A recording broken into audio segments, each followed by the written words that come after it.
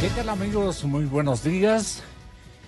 A las 6:50 de la mañana les presentamos un saludo muy cordial de bienvenida, nuestra complacencia por estar de nuevo en el estudio y la gratitud para el compañero se hace imprescindible.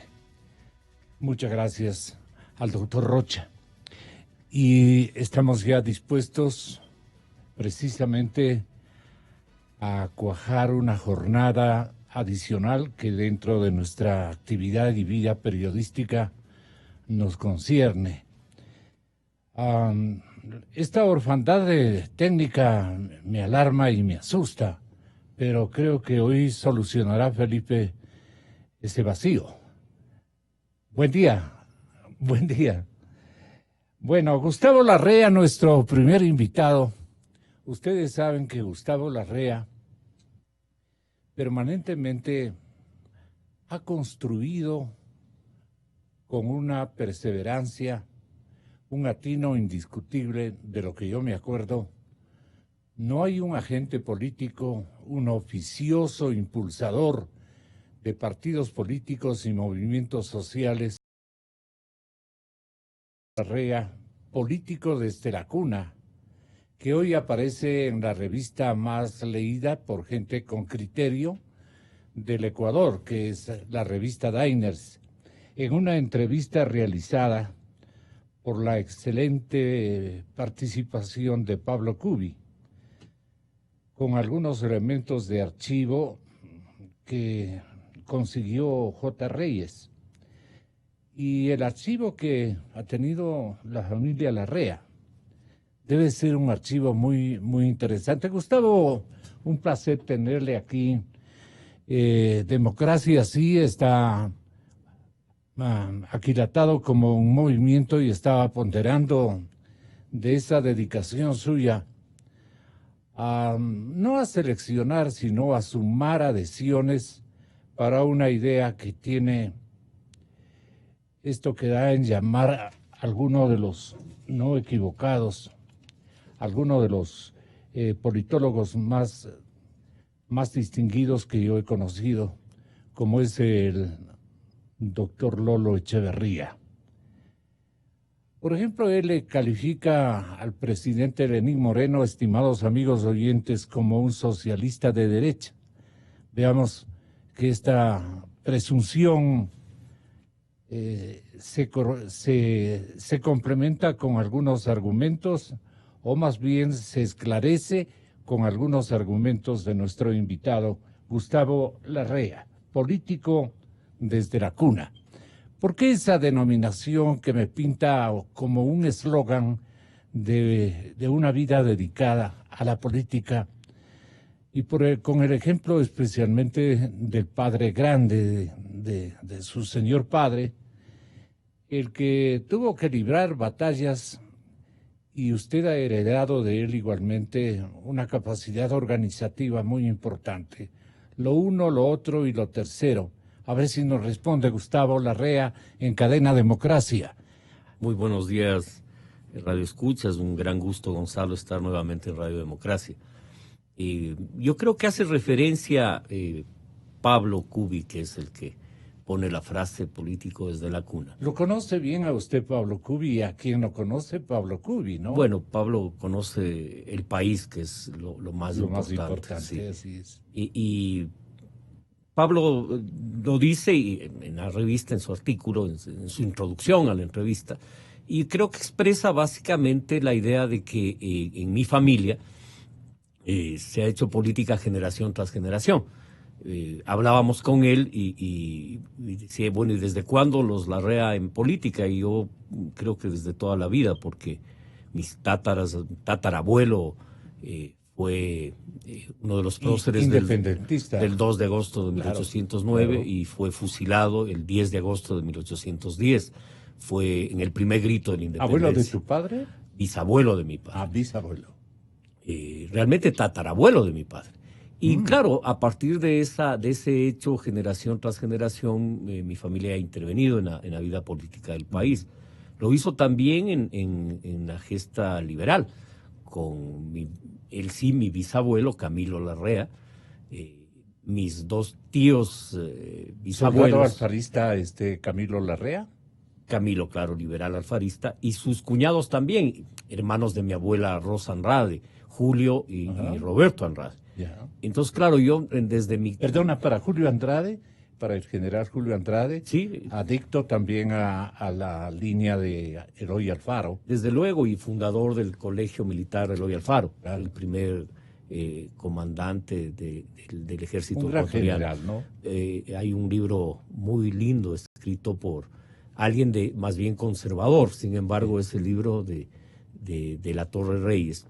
Dice, el libro se llama El General Sin Mancha, porque sin duda fue, pese a ser un militar, fue siendo militar y siendo uno de los generales de la Revolución Liberal, también las fuerzas conservadoras lo respetaron. Y creo que Julio cumplió un papel muy importante en la gesta liberal. Entonces sí, en mi familia se hablaba de política desde que yo tengo uso de razón. Es decir, se hablaba de la historia. Mucho orgullo. No faltaba más, ¿no? Y claro, mi padre, que también hizo política, también yo de niño viví la persecución política en la época de la dictadura. También le acompañé en la primera campaña electoral. Le acompañé entre comillas. Participé en algunas actividades de esa campaña. Yo era muchacho, 12, 13 años de edad. Pero me gustaba escuchar las reuniones políticas, me gustaba temporalmente, cuando mi madre lo permitía, asistir a algún evento. Y claro, por eso tal vez la idea de político desde la cuna se refiere a ese hecho, ¿no? Claro.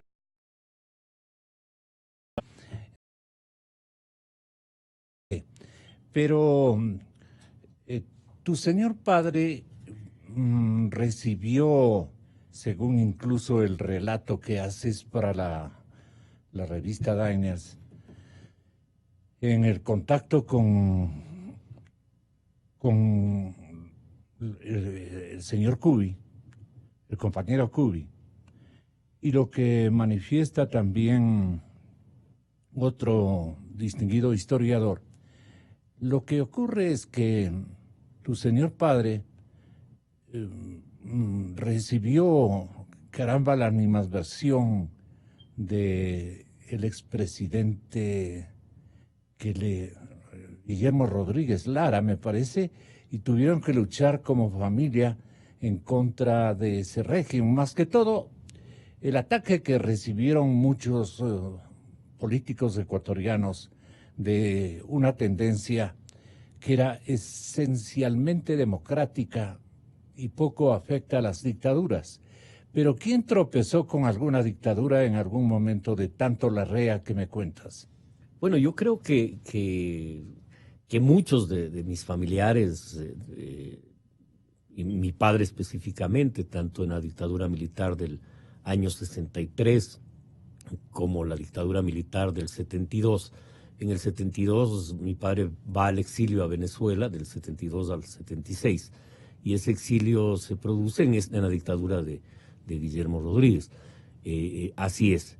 Sí, una vertiente democrática que siempre peleó por la república contra la monarquía española, desde luego, y por la democracia y la república. Entonces, claro, cuando en esta república eventualmente se producían golpes de Estado, siempre mi padre en mi juventud, y él decía una cosa que a mí me dejó impregnado toda la vida. Me decía, la democracia es una conquista histórica de la humanidad. Se la puede mejorar, es perfectible. Tiene muchos vacíos en el mundo, pero hay que mejorarla. Pero lo que no es justificable por ninguna razón es ir a una dictadura. Sea esta una dictadura por razones raciales o de clase, raciales como la monarquía, que se creían que eran nobles, hijos directos de Dios y por lo tanto debían manejar el mundo. O por ninguna razón, no hay justificación racial, no hay justificación de clase, no hay justificación alguna para ningún tipo de dictadura. La democracia, digamos, es un piso mínimo que es mejorable, susceptible de ser mejorada, pero ir más atrás es romper los principios básicos de una conquista histórica del mundo, que sin duda es la república y la democracia. ¿Cuándo conociste a Lenín Moreno? Yo veo una fotografía que procura establecer al presidente de la República. Lo conociste bastante joven por la fotografía que... Sí, nosotros nos conocimos en la época universitaria. Aquí está. No ha cambiado su imagen. Yo cruzaba lo único que se lo ve es muchísimo más joven en una marcha del APRE en Quito en el año de 1992. Detrás estaba Gustavo Larrea, dice, aparece César Carmiñani y a la derecha Lenín Moreno. Me refiero a que Lenín es el que está después de Carmiñani. ¿Cómo no? Es él. Sí, esa no es la es foto él. de él. No. ¿Quién es él? Él es Jaime Ruiz. Jaime Ruiz. El economista Jaime Ruiz. Ah, ya, claro, lo conocemos también. Gente de izquierda, estábamos en eso. Lenín, socialista de derecha. El modelo económico al que ha tenido para entrar ya en la coyuntura, que ha tenido que administrar el señor presidente Lenín Moreno, por una necesidad básica de subsistencia, tanto política como subsistencia de la economía ecuatoriana, ha tenido que echar un giro a las posiciones un tanto radicales o no. No creo que está bien visto aquello de ubicarle en la derecha, o es un izquierdista de derecha o un derechoso de izquierda. O un derechoso de izquierda. Esta es una buena broma, además, para que pase a Palacio. Yo creo que el colapso ya en la década del 80 de la Unión Soviética genera la caída del muro. Y la caída del muro de Berlín es simbólicamente la caída de dos dogmas. El dogma que creía que era imposible la justicia social que creía imposible que la justicia social sea compatible con el desarrollo económico. O aquella tesis que decía lo contrario. Es decir, lo que sirve es el crecimiento de la economía, su desarrollo, y no importa lo social. Y creo que la caída del muro expresa claramente que es fundamental para la humanidad la inclusión social. Y en ese sentido creo que es muy difícil que alguien sostenga hoy públicamente la exclusión. Es decir, por ninguna razón, ni por razones raciales, ni económicas, ni sociales, ni de ninguna naturaleza.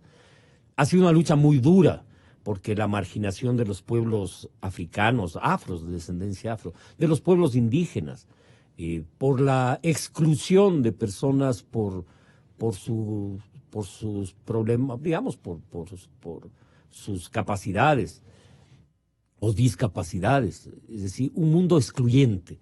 Y creo que la inclusión fue una tesis enarbolada por la izquierda y que ganó teóricamente en el mundo entero. Nadie puede sostener la exclusión como teoría. Puede pensarlo, pero se inhibe de hacerlo público, porque es muy difícil que esa teoría cuaje. Claro.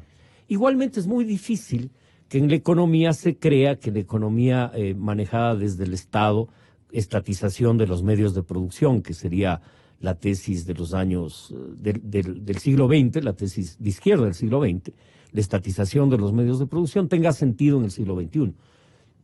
Creo que el sentido es el acceso a la propiedad y el acceso a la producción, que es distinto, que es distinto a la estatización. Más bien diría, es la socialización del acceso a la propiedad y al bienestar. Entonces, esas dos teorías tienen un momento de inflexión que es necesario verlas a profundidad, porque el futuro del Ecuador tiene que ver sin duda sobre sus raíces. No puede levantarse un futuro sin raíces, sabiendo lo que somos, claro, social, geográfica y territorialmente. Pero el futuro implica, por ejemplo, acceso a las redes de Internet de cuarta generación, la 4G, y va a implicar acceso al Internet en la 5G. Va a implicar exportar y multiplicar las exportaciones en la década que viene de manera sólida. no podemos conformarnos con la situación económica actual. Nuestro país es un país que está en capacidad de producir más de 100 o cerca de 100 frutas distintas, de hortalizas. Hay que incorporarle valor agregado a esa riqueza y exportarla al mundo, no solo para nuestro consumo interno, sino para el consumo del mundo. Pero allí se requieren enunciados de izquierda y propósitos de derecha. Y no, se requiere superar los dogmas. Es decir, los dogmas no son creativos, se requiere harta creatividad. Se requiere entender que con las limitaciones de los dogmas Pero entonces ustedes no vamos en Alianza al futuro. País fueron los creativos de una, como dice Lolo Echeverría, de una ideología especial.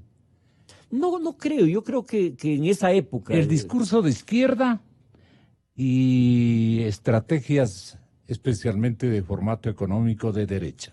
A ver, yo creo que hay que superarlos. ¿Qué practicó Correa y qué ha practicado Moreno? A ver, yo complemento de esa manera la interrogante. Yo creo que es histórica muy importante precisar eso, porque ninguna receta, ni de derecha ni de izquierda, funciona sin creación. Es decir, el país vive y transita ahora una crisis, producto de una farra, producto de un despilfarro, producto de la corrupción, producto de mega obras que quedaron a mitad de camino y que no tienen fundamento, como la refinería del Pacífico en Manabí, producto de un montón de errores, diría yo, errores, por llamarlo de alguna manera, y de despilfarro. Eso pasa una cuenta económica que para solventarla hay que ir a donde siempre se debió ir, a la producción y el empleo. Es decir, yo a inicios del año 2007, cuando me posesioné como ministro de Gobierno, peleé por eso. Ese año, 2007, es correcto, en 2007. En ese año se capitalizó la Corporación Financiera y se capitalizó en ese tiempo el llamado Banco de Fomento. ¿Por qué? Porque había que multiplicar la producción. El año 2008 ganó la teoría de que lo que había que hacer es infraestructura e inversión en infraestructura. Y el modelo económico a partir del 2008 se convierte en un modelo de inversión pública donde se producen grandes negociados. Y no se da el eje central que siempre se debió tener, que es la producción. Pero incluso en el eje de obra pública se cometen errores fatales. Uno de ellos, se construye carreteras, pero no se construye la principal vía del país. Quito, Santo Domingo, Quevedo, Babahoyo, Guayaquil. Es decir, que es la arteria principal de la nación. No se la construye. Incluso para que veamos las limitaciones que tiene el modelo de intervención en la obra pública del Estado, que es un modelo que fracasó, que demostró sus límites. El modelo económico nuestro debe ser... Un modelo improvisado, ¿no? De alguna manera. A ver, un modelo que creyó que con la inversión pública y con el endeudamiento externo y el buen precio del petróleo el país iba adelante. Un modelo de crecimiento económico sin desarrollo económico. Crece la economía, pero no se desarrolla. Es una ficción de crecimiento que se produce en una familia que se endeuda. En el año en que se endeuda, esa familia tiene un boom económico. Y si se sigue endeudando, quiebra. Claro. Es decir, pero ese boom es ficticio porque no está basado ni sostenido. Del macromovimiento resultan responsables por la segunda autoridad en el país, reclamante, auditarle, a ver, creo que, un poco presionarle. Creo que las funciones del segundo mandatario en cualquier para gobierno, esa época, y en este gobierno y en cualquier gobierno, dependen del primer mandatario. El segundo mandatario no maneja la política económica, el segundo mandatario tiene responsabilidades que le da el primer mandatario. El presidente es un gritón, es un terrible gritón, claro. Pero además de eso, por una razón, porque el segundo mandatario cumple funciones específicas otorgadas legalmente por el presidente, no hay otra manera. Así es. Pero, doctor Ramiro García, presidente del Colegio de Abogados del Ecuador, nos hace la fineza también de integrarse en esta mañana con Gustavo Larrea. Yo estaba planteando de que el modelo de Alianza País no cuajó del todo en una reverenciada izquierda política, sino más bien en una democracia que ha combinado de ambos flancos de la realidad ecuatoriana prácticas especialmente económicas y sociales. Usted tal vez nos venía oyendo en el auto, Ramiro. ¿Cómo cree usted que se batieron? ¿Y por qué Correa ilusionó al país con unos recambios impresionantes, hablando de latitudes gigantescas de dinero y de propósitos? Sin terminar la una, comenzaba con otro sueño, un delirante, digamos, en una obra gigantesca, 5 veces mayor que la que hizo el general Alfaro y sus grandes generales, etcétera, etcétera. De eso estaba él muy emocionado. ¿Cómo recuerda ese episodio? ¿Y quién hizo más o quién viene haciendo más en términos de concretar modelos y de acudir, digamos, a recetas mucho más bondadosas y pragmáticas que lo que hizo en sus años, largos años, el señor Correa? ¿El Lenin o Correa? Bien. Ramiro García. Muchas gracias, días, Gonzalo, por la invitación. doctor. Un saludo para Gustavo y un saludo para todos los oyentes y televidentes, porque estamos además en Democracia TV. Así es. Mire, yo creo que hay dos facetas del correísmo, o más, pero sobre todo dos muy marcadas, que se deben diferenciar. El Correa de 2007 no fue el Correa de 2017, por ningún lado. Es decir, yo creo que si el Correa 10 años después. Si el Correa de 2007 hubiera visto al Correa de 2017 y no se habría identificado con él, todo lo contrario, hubiera dicho quién es ese señor. Hubiera salido corriendo. Sí, seguro. Un Correa de 2007 que, por ejemplo, proponía un respeto irrestricto a las decisiones del Sistema Interamericano de Derechos Humanos. Y un Correa que, a partir de la sentencia del Universo, con la comisión y la emisión de medidas cautelares por parte de la Comisión Interamericana, enfiló armas de frente contra el Sistema Interamericano de Derechos Humanos, en específico contra la Comisión Interamericana, a la que le decía de todo, ¿no? Decía Sí. de lacayos del imperio. ¿Qué nos quiere hacer entender y comparar? Que hay dos facetas totalmente diferentes, entonces no se puede analizar el correísmo como una sola línea política de, digamos, sin fin de continuidad. No fue un proyecto que se fue desconociendo a sí mismo, fue un proyecto que se fue tergiversando a sí mismo. El Correa de 2007 proponía una constitución bastante progresista y el Correa de 2017 quería modificar la constitución porque le parecía demasiado progresista. Entonces, eran dos Correas diferentes. El Correa de 2007 hablaba de inclusión, hablaba de participación ciudadana. El Correa de 2017 estaba encarcelando a gente por aplaudir. Entonces, yo creo que hubo una... ¿Y usted puede establecerle al Correa entre izquierda y derecha? Eso no es Es una izquierda. mixtura Perdón, pero eso no es ideológica. izquierda. ¿De qué estamos hablando? De lo que estamos hablando es de un pragmatismo, un manejo económico... Por necesidades. Nada de izquierda, es decir, calificar eso de materialista dialéctico, pero por ningún lado. Marxista por ningún lado. Era una derecha con cantos al Che, ¿no?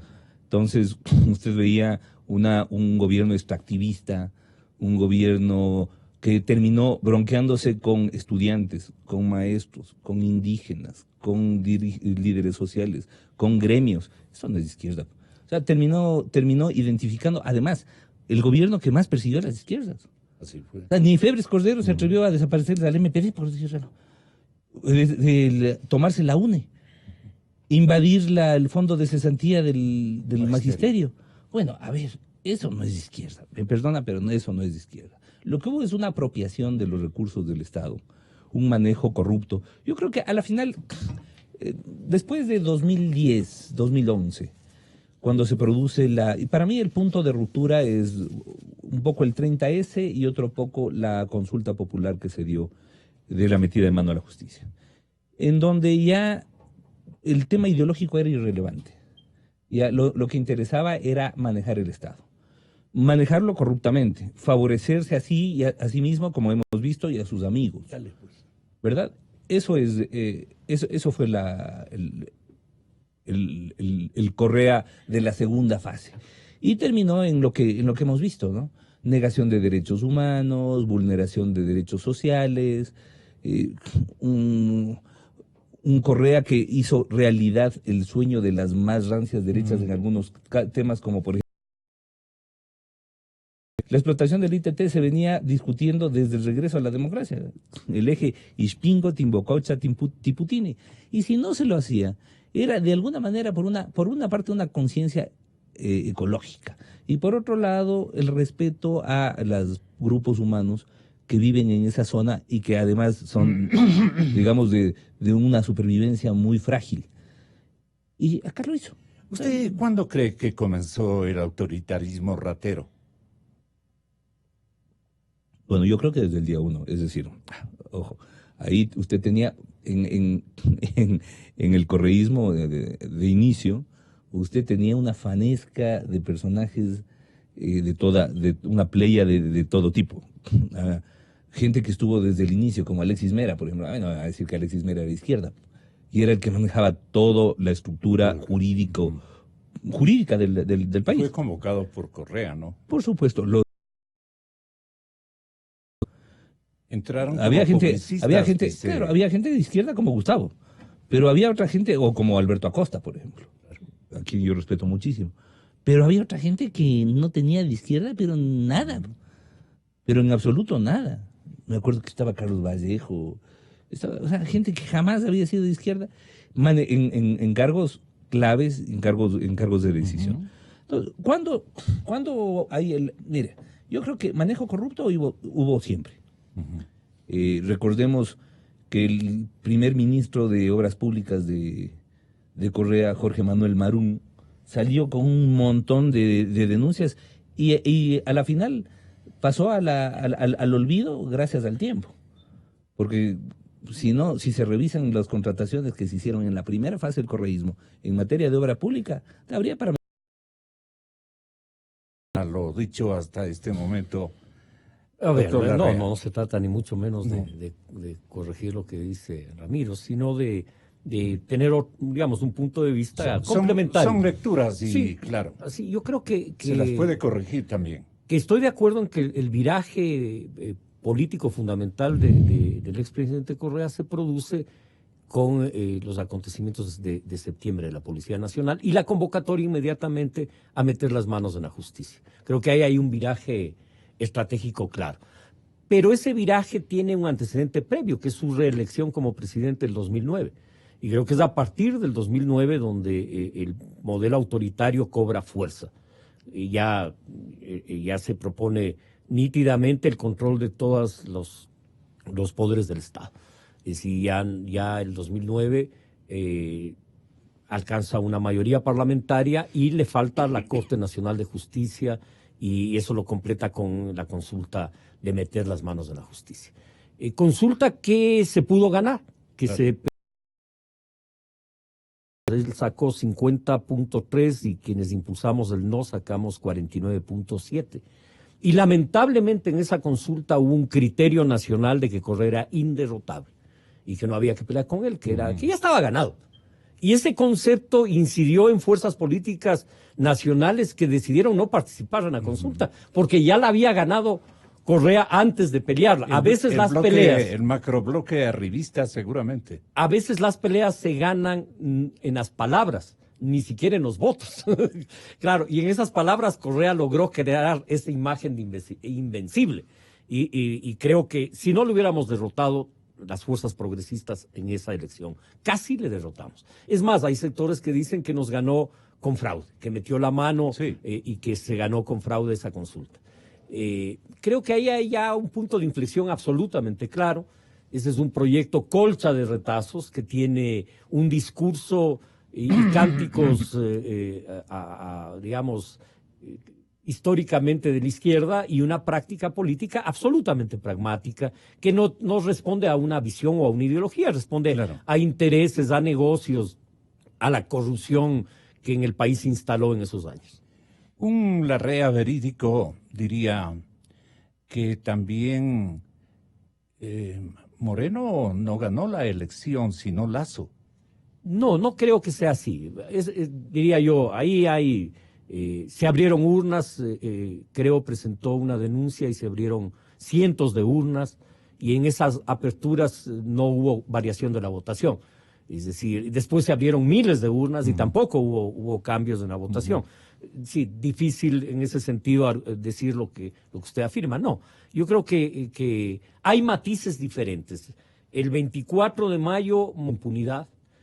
Creo que esa es una pelea que le corresponde nos corresponde a todos, que no es una pelea exclusivamente de un sector de la sociedad, y creo que hemos avanzado, pero hay mucho más que avanzar. Recuperar la independencia de las funciones del Estado, hemos avanzado, pero todavía hay mucho más que avanzar. Mira. Ahora hay tropiezos, hoy mismo se llama a un paro nacional por parte del correísmo, hoy hasta el miércoles, se intenta a través del Consejo de Participación Ciudadana generar un caos institucional, e incluso llaman a derrocar al gobierno del presidente Moreno. Yo creo que ahí ellos están intentando sostener lo insostenible. El correísmo es una fuerza política decadente que está justificando o intenta justificar a nombre de una supuesta revolución un proyecto autoritario que persiguió a las organizaciones sociales y un proyecto además corrupto. Su análisis respecto de este episodio, doctor García. Mire, hubo varios episodios en el correísmo que yo creo que marcaron puntos de inflexión. El 30S1, la metida de mano a la justicia a otro, la explotación del Yasuní, en donde ya se mostró sin careta, otro, el caso del Universo, en donde abre fuegos ya abiertamente contra toda la prensa y crea además toda esa maquinaria de persecución que fue la Superintendencia de Información y Comunicación, sí, con Carlos Ochoa, hoy prófugo a la cabeza. Otro, que creo que tuvo como constante primero, un manejo corrupto del Estado. Segundo, un total desconocimiento, y no hablo de ignorancia, sino de desconocer voluntariamente, matizada además por un sesgo religioso de parte del presidente, porque eso también hay que ponerlo en el tapete de discusión. El matrimonio igualitario, los temas de, por ejemplo, la despenalización del aborto, fueron tabúes que no permitieron ni siquiera la discusión. La actual prefecta de Pichincha, Paola Pavón, entonces asambleísta, propuso debatir el tema de la despenalización del aborto por violación, algo que se está discutiendo ahora. Y solo por proponer debatir, fue suspendida en su legislatura, fue castigada, sancionada con varios meses sin sueldo y además denostada por parte del expresidente, sí, Correa. ¿Cuándo cambia? Es un poco difícil decir. Yo creo que fueron cambios paulatinos, pero siempre hacia peor. Es más, ahora le veía que desde Bélgica tuiteaba a propósito del matrimonio igualitario, les decía, bueno, los sectores conservadores que se opusieron a mí, ahora vean lo que ha pasado, esto conmigo no habría sucedido. Eso quería decirnos. Claro, y eso lo dice expresamente, ¿no? Literalmente. Claro, él tenía el control absoluto. Además, institucionales de nivel de Pamelita Martínez. Entonces, obviamente, podía manejarlos a su sabor y a su gusto. Y una decisión como la de la actual Corte Constitucional, más allá de si se puede estar a favor o en contra, en mi caso, por supuesto, a favor, habría sido impensable. Pero impensable ni siquiera la discusión. Es más, el tema del matrimonio igualitario se lo presenta por primera vez en 2013 y recién se lo trata en 2019, 6 años después. O sea, lo que quiere decir que le tenían la gaveta de los casos al olvido. Y esa era la Corte Constitucional que teníamos en el correísmo, ese era el gobierno que teníamos en el correísmo, pero además un gobierno que estaba pendiente, un gobierno y en general una institucionalidad pública que estaba pendiente de la voluntad del presidente para tomarlo eso como fuente de derecho. Era lo que Carl Schmitt en su momento construyó desde su visión nacional socialista la voluntad del Führer como fuente de derecho. Era tal cual igualito. Estoy seguro que ninguno de estos leyó a Carl Schmitt, pero la lógica autoritaria que Schmitt la trató de, además, convertir en una teoría jurídica, ¿no? Porque eso fue lo terrible, que un genio, porque además de él era el contradictor de Kelsen. Gustavo, nada más ni nada ¿cuál menos. es el modelo histórico que ustedes y la revolución buscaron, que se quedó entre la era correísta y la temporalidad morenista? A ver, yo creo El que modelo de Estado, ¿en qué consiste respecto a los sueños que tenían cuando eran Participación Ciudadana cohesionados los dos líderes? creo que hay una Los diferencia. tres contigo. Yo creo que hay una diferencia sustancial, porque cuando tú haces la pregunta, dices la Revolución Ciudadana. Yo no me hago cargo de Ya. lo que ahora se llama Revolución Ciudadana, porque Claro. o sea, yo qué tengo que ver con un pensamiento neofascista, autoritario, excluyente. Absolutamente nada. Yo creo que quienes soñamos y peleamos a lo largo de nuestra vida por profundizar la democracia, por un modelo económico que tenga como raíces del país y no como las aventuras de modelos El país y su importados, producción. desde luego, que tenga como modelo eso, lo que somos, que le dé sentido a lo que nuestra nación es, y no esta serie de modelos que se intentaron aplicar en el Ecuador, dependiendo de qué presidente venía y decía, no, ahora vamos a hacer la receta neoliberal, ahora vamos a hacer la receta estatista, ahora vamos a hacer tal receta. Siempre con una dosis de pragmatismo todos, pero eso no va a generar jamás un desarrollo, porque no está pensado Un modelo de el Estado. futuro desde las raíces. No hay posibilidades de un Pero futuro. yo pregunto por un modelo de Estado. ¿Dónde quedó aquello? Yo creo que el modelo de Estado, el correísmo, es una colcha de retazos. Es un modelo autoritario, contradictorio, que a ratos es muy liberal y a ratos muy conservador, que a ratos es muy progresista y a ratos es muy de derecha, porque no había solidez estratégica. Dependiendo de la visión que tenga Correa sobre tal o cual tema. Es decir, Claro. los temas se definían punto a punto. Se definían por lo que creía Correa de tal tema. Por cada coyuntura. Y claro, con la débil formación del expresidente, o con su débil formación, por llamarlo de alguna manera, o incoherente formación. En unos puntos era de ultraderecha y en otros era de ultraizquierda. Pero claro, eso es una colcha de retazos. Pero así no había se un modelo. manifestó desde la universidad, ¿no?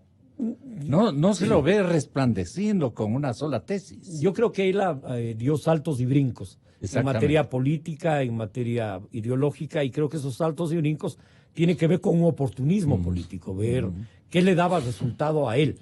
Y en ese sentido no creo que exista posibilidades de claramente decir, este fue el modelo. Lo que sí es claro es que tuvo matices claros, autoritarios, matices claros de intervención del Estado en la obra pública, no en otras áreas, y creo que esos son matices de irrespeto a los derechos humanos. Es más, llega a la tontería de ilegalizar a la Asociación Latinoamericana de Derechos Humanos en el Ecuador, la ilegaliza, le quita su estatus jurídico. Es decir, no comprometido ni con la democracia, ni con las libertades, ni con los derechos humanos. Creo que eso es el correísmo. Y eso es ese proyecto que hoy llaman Revolución Ciudadana, que no tiene que ver con un cambio democrático profundo, que no tiene que ver con el fortalecimiento de la institucionalidad democrática del país, que es una necesidad que el país tiene, que reconozco que ha habido avances, pero creo que hay que ir mucho más Y el allá. partido que tú estás formando, Gustavo, es un partido con acento en la democracia y pare de contar, pero ¿cuál es la ideología de democracia? Sí. Yo creo que nuestra propuesta es una propuesta de centroizquierda, contemporánea, te decía, actividad histórica, que ese camino es más democracia, más libertades, más derechos, pero que en materia de política económica es fortalecer la sociedad ecuatoriana. Alguna gente cree que el desarrollo en el Ecuador va a producirse por una especie de milagro. El milagro petrolero nos salvó el milagro de la minería. No, el milagro ecuatoriano son las más de 100.000 unidades de producción de banano, las más de 30.000 unidades de producción de cacao, de café, de camarón, de flores, los 800.000 unidades de producción agropecuaria del país. Esa es la riqueza, y esa riqueza está en cada parroquia, está en cada cantón. la riqueza de la producción artesanal, industrial, turística, de servicios de este país, que es lo que hay que fortalecer. No se trata de un modelo piramidal, se trata de un modelo que incluye en economía a millones de ecuatorianos, tanto en la producción como en el trabajo. Y creo que ese es el camino que hay que transitar. Del país del cacao al país del chocolate. Okay. Del país de exportar frutas al país de exportación de elaborados de frutas. Y Ramiro, ¿a dónde estamos yendo con montañas de metales preciosos, con esta era minera? Yo creo que es comprometedora para todo en ese tema, formato ideológico. Está recorriendo el mismo camino. Minería, porque de hecho se hicieron en el gobierno anterior, en el gobierno correísta. Yo creo que ese gobierno está caminando en el mismo sentido. Yo creo que de alguna manera la crisis económica en la que estamos hace que el presidente de la República y su equipo económico afinquen todas sus esperanzas en el extractivismo y no salimos de esto.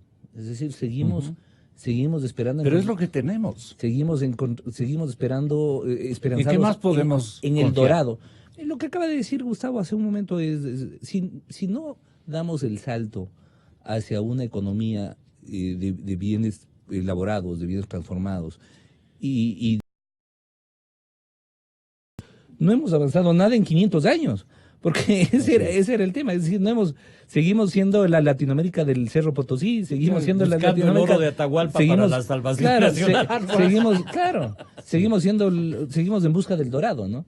Y a ver a qué rato encontramos la gran beta para con eso enriquecernos y basar en eso nuestra economía.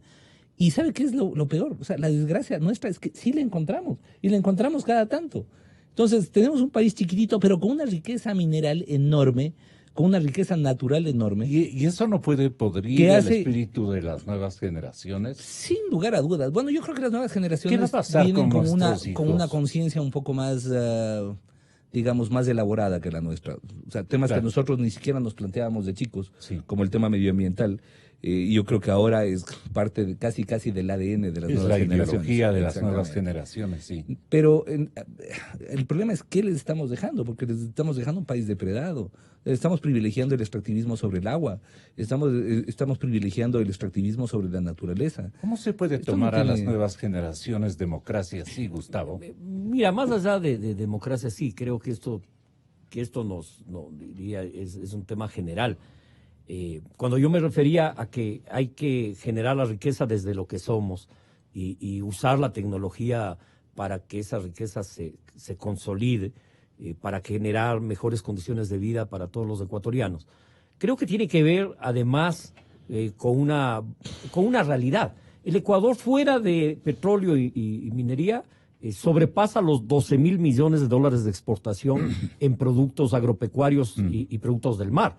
Es decir, es una economía dinámica que a veces no la vemos. Esa economía es la que hay que construir. En el caso minero igual, yo creo que hay que hacer minería, pero hay que hacerla con riguroso control ambiental. No se puede hacer minería ni en fuentes de agua, ni en parques nacionales, ni en áreas protegidas, como la propia Constitución lo señala. Pero no creer que ese es el milagro. El milagro son los ecuatorianos, los 17 millones de ecuatorianos produciendo, trabajando. Ese es el milagro ecuatoriano, y ese milagro ecuatoriano... Pero capital operativo requerimos. De lo contrario, todo se queda en poesía. Requerimos alinear la educación con la producción. Requerimos un cambio fundamental en el sistema educativo. Requerimos que los bachilleratos estén vinculados en cada cantón a lo que producen. No es posible que tengamos 100.000 productores de banano y no tengamos colegios técnicos en banano, en café, en cacao, en maíz, en papa, en camarón, en productos del mar. Es decir, para poner ejemplos, en fruticultura no hay bachilleratos. ¿Cómo es posible si nuestro país es exportador y la educación no está articulada, ni el bachillerato ni las universidades? El modelo referente del primer mundo, ¿cuál sería para nuestro caso? Yo creo que no hay... Ramiro García. Déjame antes de darle la palabra. No creo que ese sea el referente. No se copian modelos, se construyen modelos a partir de la propia realidad, si no vamos al fracaso. ¿Qué cantidad de gobiernos y presidentes no han propuesto a modelos similares al modelo europeo, al modelo norteamericano o coreano? Ahora y han fracasado. Al modelo chino también. Claro, y han fracasado. ¿Por qué? y no hay otra condición. No, Esta parte, Ramiro García. por una parte, no se puede pensar con cabeza ajena. Es decir, tenemos que construir un modelo desde nuestra epistemología, desde nuestra realidad sociocultural, desde nuestra realidad natural, además, porque tenemos un entorno natural totalmente diferente. Por ejemplo, a mí me gustó mucho el modelo noruego, sueco y en general de Europa, ¿En qué consiste, Europa del Norte. para que entienda el gran público? Es El modelo sueco, por ejemplo. Estamos hablando de una economía con mucha regulación, estamos hablando de una economía con mucha participación, con Orientada. mucha inclusión. Una economía orientada. Países con enormes, con una enorme carga impositiva para sus ciudadanos, además, pero por otro lado con unos beneficios sociales muy amplios. Y yo creo que, claro, a ellos les funcionó. Sin embargo, Noruega sigue siendo el país con más alta tasa de suicidios en Europa. Entonces uno dice, bueno, a ver, se supone que el nivel de vida es el más alto.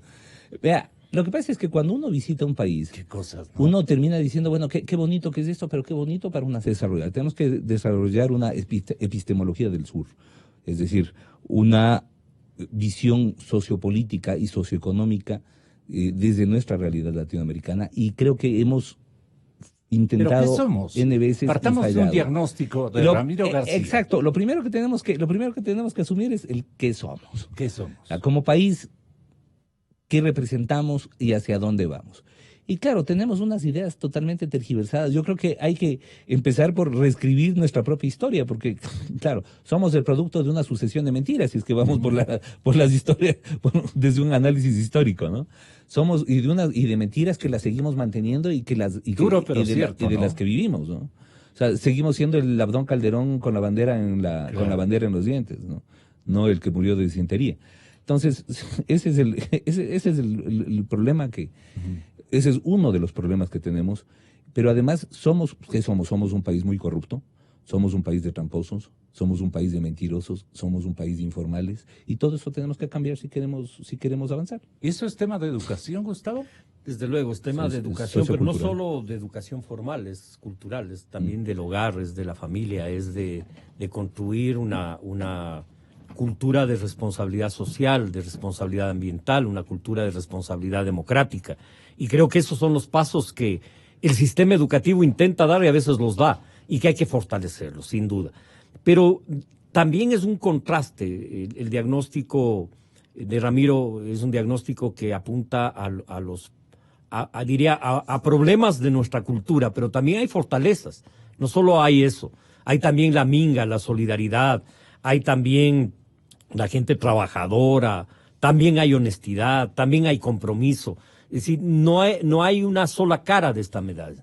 Lo que hay que hacer es fortalecer la parte propositiva, la parte, diría yo, honesta de la sociedad ecuatoriana. Porque así como hay corruptos, y a veces podemos cometer el error de creer que este es un tema generalizado, también hay gente honesta que es capaz de un taxista buscar a quien dejó una cartera con $4,000 en una ciudad de la Amazonía, creo que en el Puyo, y devolver el dinero. O sea, también hay gestos de solidaridad.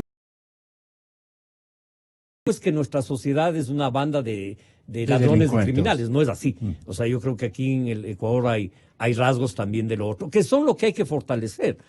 No podemos fortalecer la cultura del dinero fácil, la cultura de la corrupción. Hay que fortalecer la cultura del trabajo, de la producción, con educación, con medios de comunicación comprometidos con la sociedad, con la democracia, con la solidaridad. No podemos tener como referentes programas donde el héroe es el narcotraficante. El héroe debe ser el que lucha contra el narcotráfico. Si ya vas a pasar una película de esta naturaleza. Los valores que hay que consolidar en nuestra nación son los valores del respeto. Pero ¿dónde se fijan nuestros nietos y nuestros hijos en términos de valores humanos propiamente Yo creo que dichos? que además ¿A dónde les invitamos a que observen? Yo creo que los niños especialmente y los jóvenes vienen ya con un ADN distinto. Vienen con un ADN de respeto a la naturaleza, vienen con un ADN de amar a la naturaleza, a los otros seres, a nuestros hermanos y hermanas de la naturaleza. Y creo que hay un proceso sin duda evolutivo, hay un cauce un cauce de la naturaleza y hay un cauce de la historia. Y ese cauce es sin duda progreso, es bienestar. Si nosotros comparamos nuestra sociedad con la sociedad que vivimos en nuestra infancia, vamos a ver que ha habido cambios positivos y muchos. En el sentido, por ejemplo, que la pobreza de cuando éramos niños era casi generalizada. Hoy la pobreza es cada vez menos.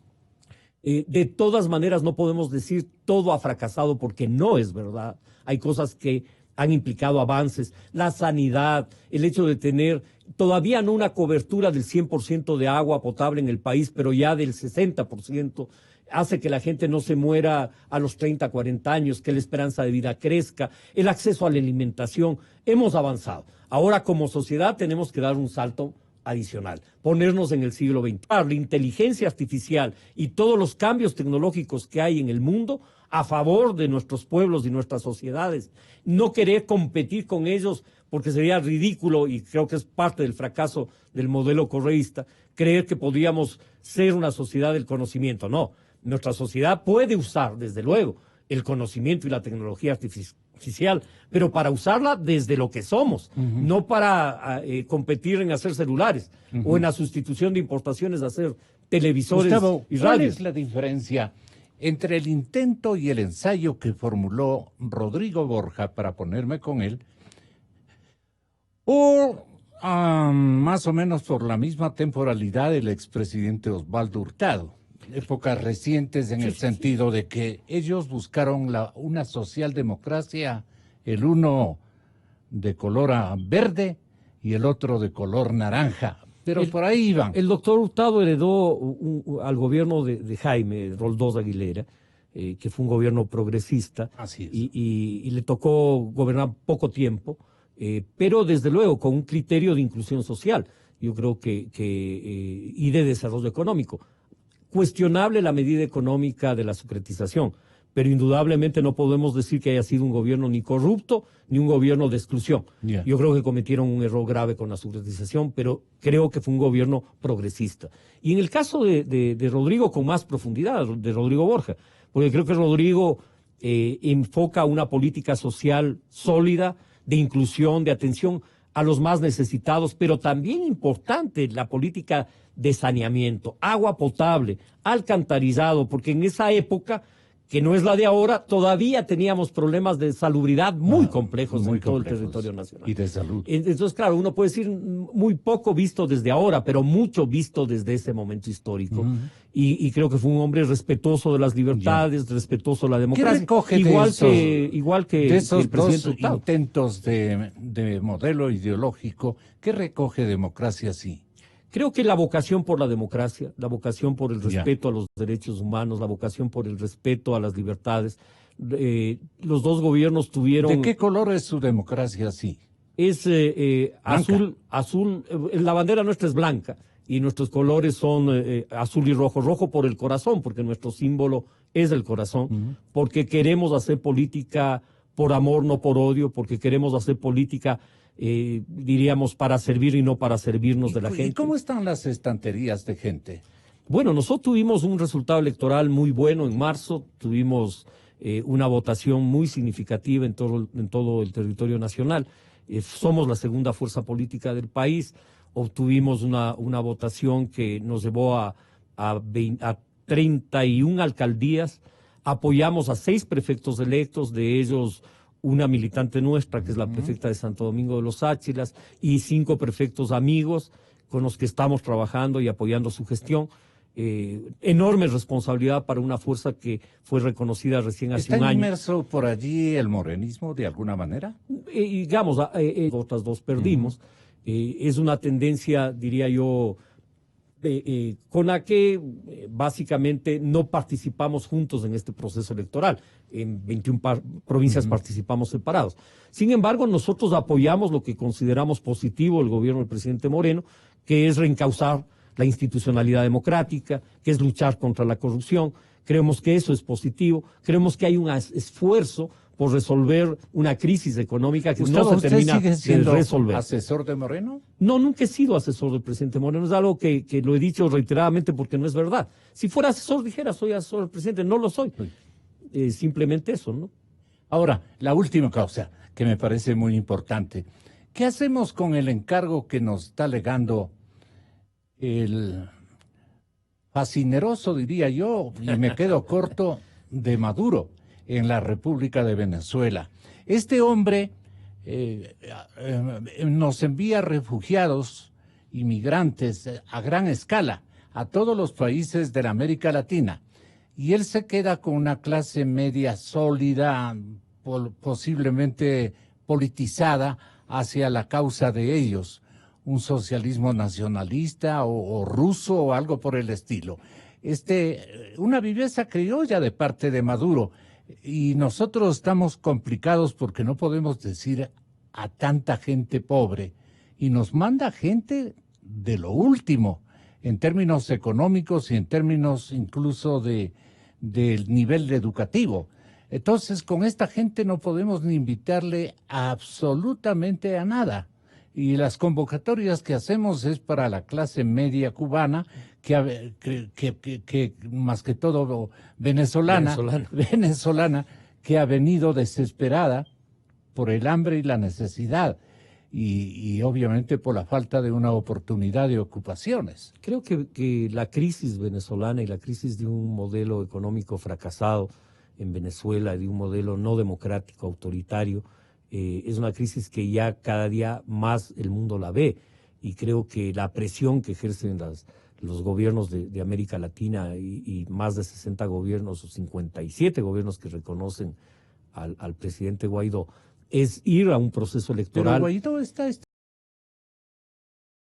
electoral, ese es el intento, digamos, de la oposición de Venezuela, apoyada por muchos países del mundo.